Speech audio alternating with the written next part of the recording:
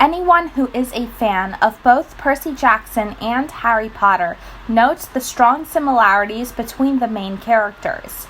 They're characters who are outsiders from society, who are highly misunderstood and stigmatized, and there are elements of magic, friendship, romance, and coming of age within the pages of these books.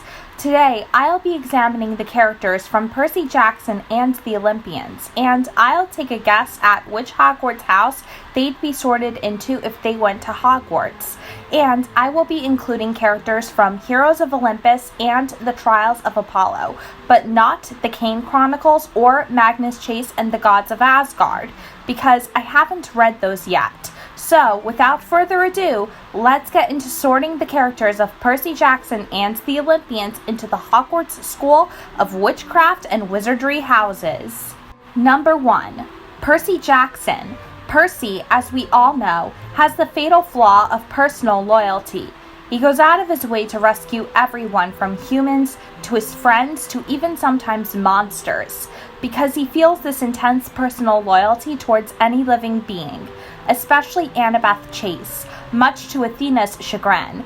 But he's also extremely brave and chivalrous, and doesn't back down when it comes to sticking up for not just himself, but others as well. He bravely turned down the offer of immortality because he valued his friends and his love for Annabeth over the glory of becoming a deity. He gives credit where credit is due to everyone he fights with, and he's modest and kind, and you should never get on his bad side. So if I were to take a guess, the sorting hat would be at a hat stall between Hufflepuff and Gryffindor for Percy, but I think he'd ultimately be placed into the Hufflepuff house, because his loyalty outweighs his bravery by 1,000. We've seen a little bit of this in the movies, where he threw his entire competition against Clarice in the Sea of Monsters, all for simply making sure a friend didn't get left behind. If that's not a moment worthy of a true Hufflepuff, then I don't know what is. Number 2. Annabeth Chase.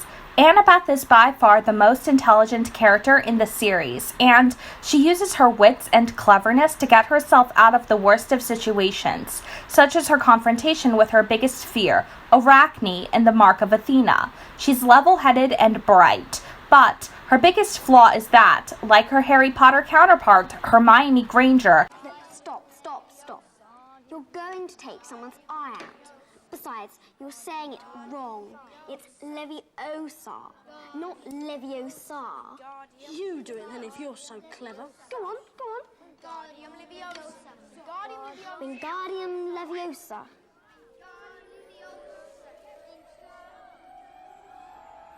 She's a know-it-all who always has to be right, and she struggles with owning up to when she does something wrong. We saw that when she nearly got herself and her friends killed when she challenged the Sphinx in the Battle of the Labyrinth. Due to her pride being wounded, she aspires to design monuments, and her dream is to create something permanent. Hence how and why she and Percy fell in love. And we even see in the House of Hades that she is thinking of marriage and having a family with him. The one thing that she's always ever wanted. Family. If I were to take a strong guess, due to Annabeth's mother being Athena, I'd say she'd be sorted into Ravenclaw, because the Ravenclaws value wits, smarts, and creativity, everything that Athena's children are expected to have.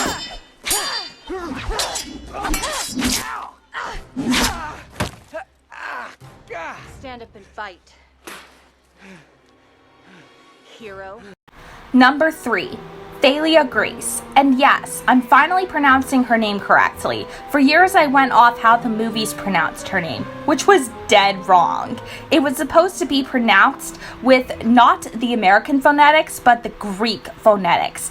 As most of us know, Thalia's fatal flaw is ambition, which is said to be a good thing to have in moderation. But a lot of times, her ambition blinds her, especially when it comes to making decisions and winning.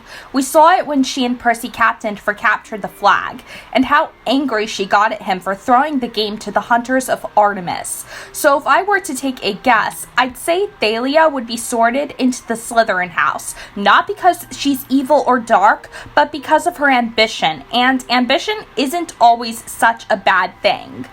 Number 4, Luke Castellin. Now, Luke is a complicated character to say the least.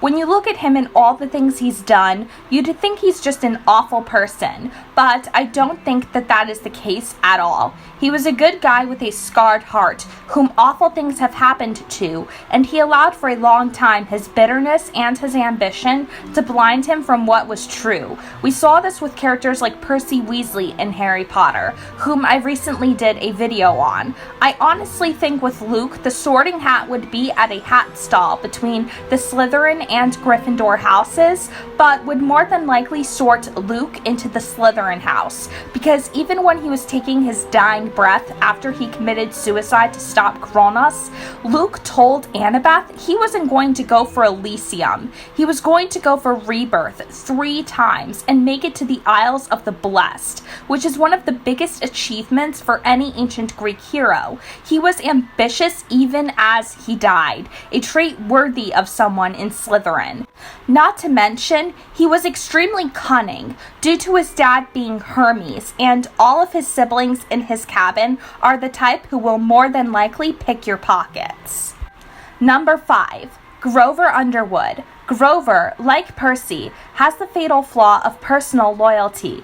He's gifted with nature magic, and he is extremely humble and loyal to all his friends. So I think it's pretty obvious that Grover would be placed into the Hufflepuff house, and I personally think Professor Sprout would be very pleased to have him sorted into her house. Number 6, Clarice LaRue. Clarice has the fatal flaw of intense pride, much like Annabeth does. She's arrogant and a bully, but she's also extremely brave and will willingly charge into any battle head on. We've seen this when she battled the Colchis Bulls in the Sea of Monsters, and how she led the charge against the Draken when her friend, Selena Buisson, fell and died before her. So I think it's pretty clear that Clarice would be sorted into the Gryffindor house, because she's fearless, strong, and she takes crap from no one. That, and I think she'd make quite an amazing keeper for the Gryffindor Quidditch team, and she'd excel at dueling. Number 7, Nico D'Angelo. Now with Nico, this is a doozy, because he's a very layered, complicated character, to say the least. For the longest time, he pushed everyone away because he was convinced that he was meant to be by himself without a companion. He spent more time around the dead than the living, and he was filled with so much self-hatred and inner turmoil for being a closeted gay child thrown out of time from the 1940s. But he also displayed extreme amounts of bravery when he finally came out as gay to his friends, and he also led the charge in several battles and even managed to stand up to his own father, Hades, on numerous occasions. So if I were to take a strong bet, he'd be sorted into the Gryffindor house for his high amounts of courage. Number 8, Selena Buisson. Now, Selena is one of the minor characters in the world of Percy Jackson, but I still think that she should be included here, because she's one of those minor characters whom I wanted to have a lot more presence in the books. In the earlier books, Selena was described by Percy to be very pretty and one of the kinder, less self-centered Aphrodite girls. She led her cabin for the longest time, and she didn't believe in the Aphrodite rite of passage, breaking a man's heart to force him to stay in love with you forever. She believed in love so much that there was a point when she got into an argument with one of the hunters of Artemis, who told her that love was worthless. She said she'd pulverize the hunters for making such a statement about love, and when she fell in love with Charles Beckendorf, she agreed to continue being Luke's spy in exchange for making sure that no harm came to her boyfriend, except we all know that turned out to be such a lie. So when she offered to go and get the Ares cabin from Camp Half-Blood during the Battle of Manhattan, what she actually did was disguise herself as Clarice and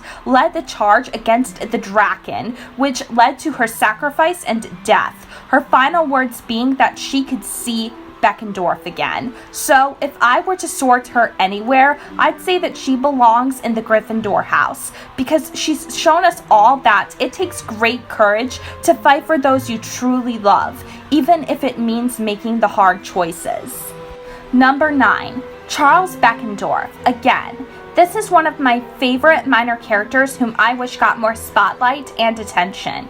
Beckendorf was the head of the Hephaestus cabin, and like the Athena cabin, the Hephaestus cabin is centered around building and creating things, as well as intelligence. So these are traits that should make Beckendorf an automatic Ravenclaw, right? But keep in mind, he was also a very modest, quiet, hard-working young man, and he was an extremely loyal friend, especially to Percy, to the point where he was willing to sacrifice himself on the Princess Andromeda to save Percy from the explosion. If anything, I think the Sorting Hat would be at a hat stall and torn between placing Beckendorf in the Ravenclaw house or the Hufflepuff house, but he would ultimately be placed in Hufflepuff due to him being such a hard worker, and even willing to accept Percy's half-brother, Tyson, who is a Cyclops, by taking him into the forges to learn metalworking, since Hephaestus often uses Cyclopes in his forges. Number 10, Tyson. Tyson is proven to be an extremely hard-working, kind-hearted young Cyclops. Throughout the books, he was portrayed as a highly autistic 5-year-old because he was described as being a baby, even by Cyclops standards. But Tyson proved to be extremely talented with metalworking, working closely with Beckendorf in the forges, and even cleaning up the Poseidon cabin during the Battle of the Labyrinth when Percy comes back to camp for the summer holiday. So I'd say Tyson, like his brother Percy, would more than likely be sorted into Hufflepuff due to how kind, loyal, honest, and hard-working he is. Number 11, Will Solis. Will is the current head counselor for the Apollo cabin, a cabin that is focused mainly around music, medicine, and archery. As head counselor for Apollo, Will is extremely modest and kind, and he is described as having an aura of gentleness, selflessness, and warmth to him. He doesn't show off, and he allows his medical talents to speak for themselves. He's extremely gifted with medicine, healing Annabeth during the Battle of Manhattan when she took a poisoned dagger for Percy on the bridge. He even underestimates his own skills, claiming that an ear-piercing whistle is one of the only musical talents he got from his dad. Will is also fiercely loyal to his father, as well as his boyfriend, Nico, whom he was more than willing to get close to, despite Nico pushing everyone away. So I honestly think that the Sorting Hat would place Will into the Hufflepuff house. Number 12, Jason Grace. Now, Jason is, through and through, an equal to Percy.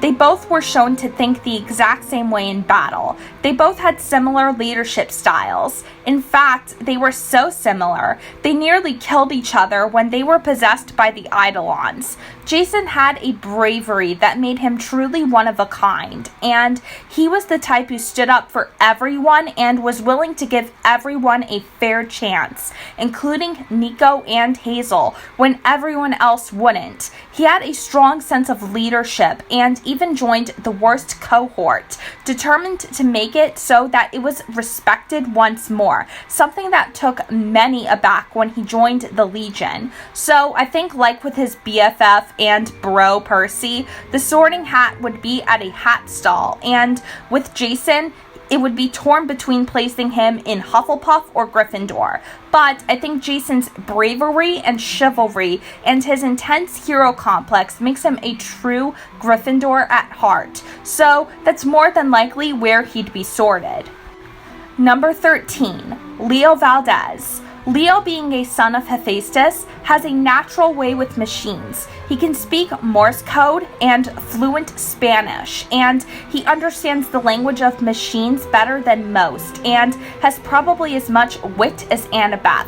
He created the entire Argo Second for the members of the Seven, and has used his wits to save himself and his friends on many occasions, such as when he dealt with the dwarves in Bologna, and when he outwitted the Cyclops in the warehouse to save Jason and Piper during The Lost Hero. He's expected to be creative and is naturally very smart, and it takes a whole lot of wit to make a good joke. So if I were to take a good guess, I'd say the Sorting Hat would place him in Ravenclaw. Number 14, Piper McLean. Piper is the type of character who defies the expectations of what Aphrodite children are supposed to be. While most see Aphrodite's kids as inferior and vain and selfish, Piper is entirely selfless and knows deep down that being a child of Aphrodite is about spreading beauty, being loving, and being true to yourself. And to me, that takes a lot of courage for someone to defy everyone's expectations and to write your own narrative like that. So naturally, I believe that the Sorting Hat would place Piper into the Gryffindor house due to how she changed the way the Aphrodite cabin was run and how she stood up to her bullying half-sister Drew. She has bravery worthy of a Gryffindor, and she's shown that she can hold her own in a fight, and even Percy agrees that Piper is one tough lady. Number 15, Frank Zhong. And yes, I'm finally pronouncing his name correctly too.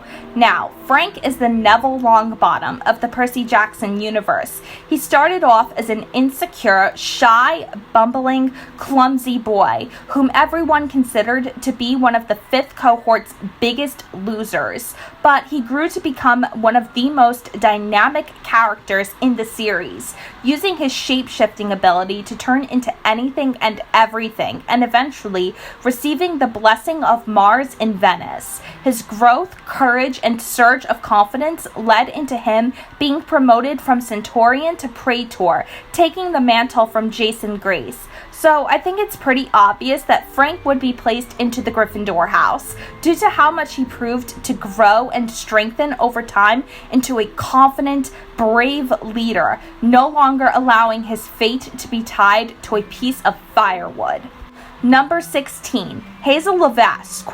Now, with Hazel, this is a tough one, simply because she's such a complicated, layered character. She went from dying in the 1940s in Alaska to being reborn due to Nico rescuing her from the fields of Asphodel, to being Centurion of the 5th cohort, to eventually Praetor alongside her boyfriend Frank.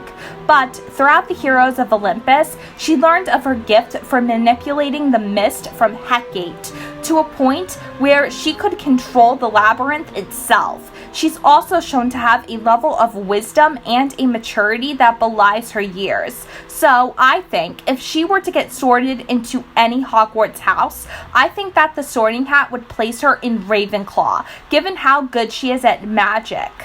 Number 17, Reina Ramirez Arellano. Now, Reina is quite a character. She's actually one of my top favorites from these books. But in order to determine which house she'd be sorted into, we have to look at what her fatal flaw is. Her fatal flaw is her ambition, much like Thalia's, and this ambition led to her being made Praetor of the 12th Legion. She's clever, ambitious, strong, and commanding, and I honestly do think that the Sorting Hat wouldn't quite know where to put her either, but if I had to take a pretty good guess, I think she'd be sorted into Slytherin, given just how much ambition she has and how far it's taken her to the top.